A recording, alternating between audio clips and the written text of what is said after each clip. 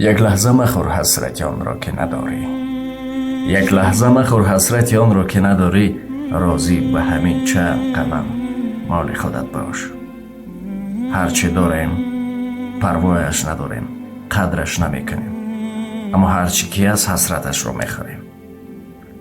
اگر که در یگان وظیفه باشیم باز بالا بودگیش شکر نمیکنیم. یا که هرچی که داریم همین گونه است.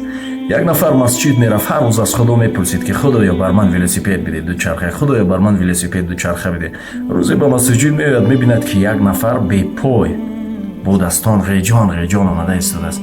بعد میگه چه خدایا به من دوچرخه ولسیپد لازم نیست، پایهایم را نگاه دار.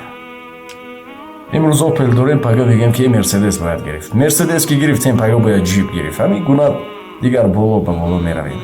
خدا را احتیاط کنید، بودگی را شکر کنید.